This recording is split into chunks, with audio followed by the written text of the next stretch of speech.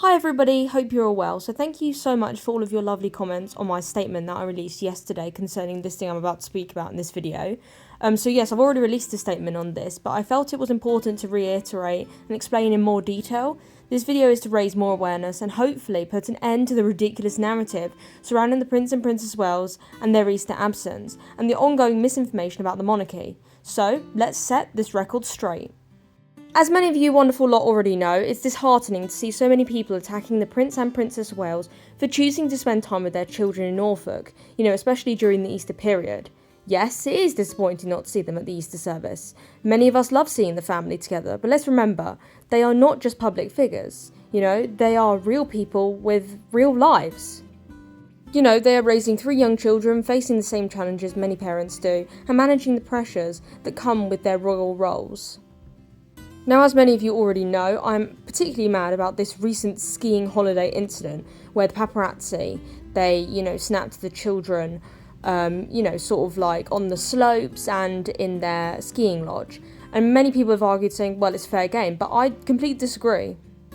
Now, the royals obviously do sort of like expect paparazzi, but when somebody basically invades their private area and takes pictures of them on their private family holiday, that is like way too far. And that's a huge difference between snapping them at a polo game or something like that, where, they're in a public space and it's not a holiday, and actually snapping them in their private ski resort when they're supposed to be having private family time. Not on, in my opinion.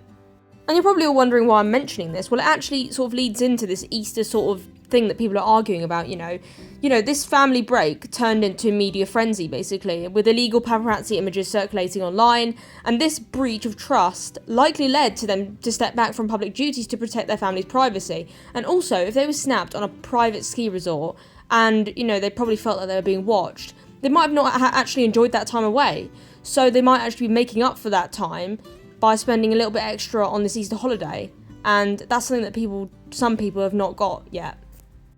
Some people have pointed to Prince William attending a football match as inconsistent, but there's a significant difference between attending a personal event and a high-profile royal appearance such as the Easter service. The two can't be compared. And also, we saw young Prince George at this event as well, and it's an honour to see young Prince George, at a football match and stuff, so people should stop being so demanding and actually be grateful that we have actually seen the Prince of Wales and his son Prince George recently. It's an honour to see the royal family. We should treat it as an honour, not, expect pictures and photos and appearances all the time from them. It's essential to recognise that the Wales family have given us so much: birthday portraits, public events, family moments. The unspoken agreement has always been to respect their private time in return. Something which many, many, many people on X, TikTok and stuff like that don't particularly actually understand.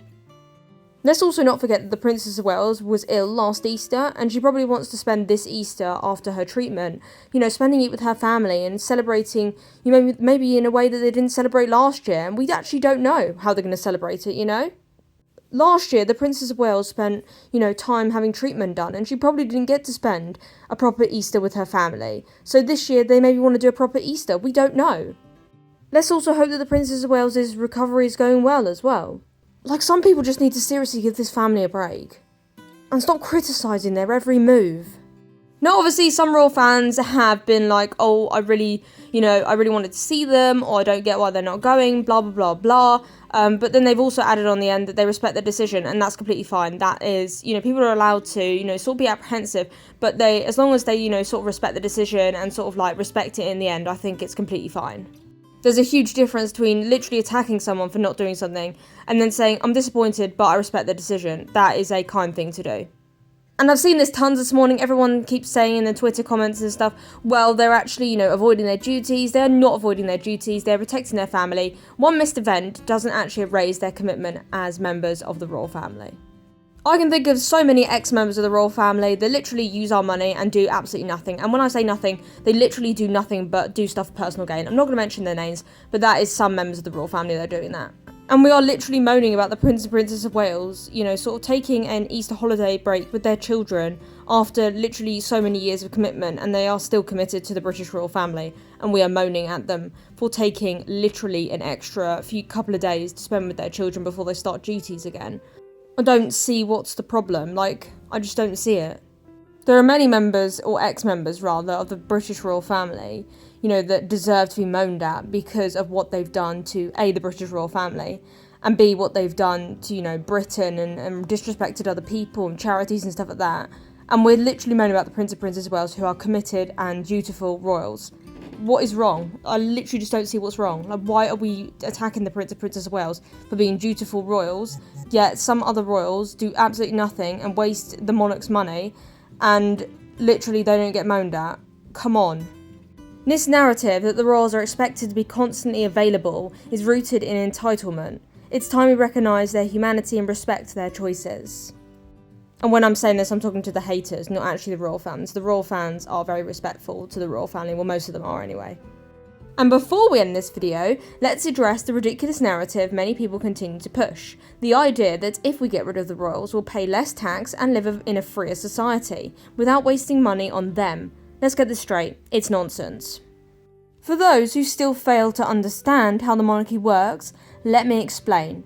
The royals do not cost the taxpayer what people think they do. In fact, they take only a fraction of what is made available through taxes. The majority of the funds actually go to the government. If we had an elected head of state instead of the monarchy, it would cost us more. Why? Because they would need to be paid a salary, and that's just a start. Elected heads of state are costly to maintain and their funding structures are not transparent. The royals, on the other hand, fund the majority of their own activities through private revenue. People mistakenly think that we can use that money to fund schools, the NHS and other public services. But here's the thing, that tax money is already spent on government inefficiencies. Many of the problems you see with public services are government-led. For example, the increase in state school admissions, for example. Labour has disrupted the balance between private and public schools. Now councils are paying over £50,000 per child in transportation costs to get them to the nearest state school. Costs that would have been avoided if the child was still in private education. The taxpayer is now footing the bill for what was once a private responsibility, so if you want to blame someone for your tax rise, blame the government. So basically now we are all spending our tax money on basically sending somebody else's child to school. So if you're all wondering why taxes have actually skyrocketed, number one, it's inflation, and number two, because the government have basically ruined parts of the private sector, people are now dropping out and coming into state, which means that more money is now being spent per child because there are more people in the state sector. The government have basically ruined the balance. Anyway, moving on, let's talk about mental health. The royal family have consistently supported mental health initiatives, a topic that still lacks full backing from the government, the thing that these anti-monarchists support.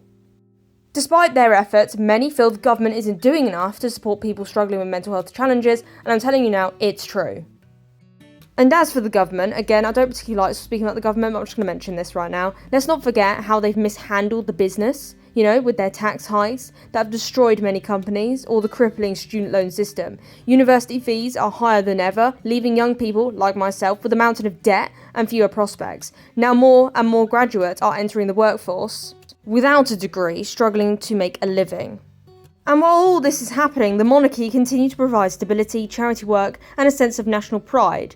It's not about spending money on frivolous things. It's all about supporting causes and charities while ensuring the monarchy remains self-sustaining.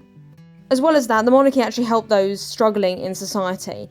And, if we just got rid of the monarchy, the people that are, sort of like forgotten about in society would continue to be forgotten about. And instead of getting help from the charities that are actually funded by the British royal family and their foundations and whatnot, these people that, couldn't get into jobs because of their different situations or something like that, would just fall further and further down the working chain and would not actually get out of what situations they're in. And that's why the British royal family is so special, because they help these people that have different backgrounds and different upbringings and stuff like that get into the workforce and help them get out of different situations and help them actually move on with their life. And that's something that the government failed to do. And by background, I mean like how they're brought up or the situation they're brought up in, So, let's stop this ridiculous narrative that the monarchy is costing us billions. The truth is that without the monarchy, an elected head of state would cost the country far more. We need to stop comparing apples to oranges and understand the true costs and benefits of what the monarchy brings to the table. It's time to stop feeding into this ludicrous idea that getting rid of the royals will somehow make life better or cheaper for everyone. It's not true, and it's high time we stop pretending that it is. Hey everybody, thank you for watching this video. I hope you have a wonderful rest of your Easter weekend. I hope you all have a fantastic Easter wherever you're spending it, and I hope to see you in the next report. Thanks for watching everyone. Bye!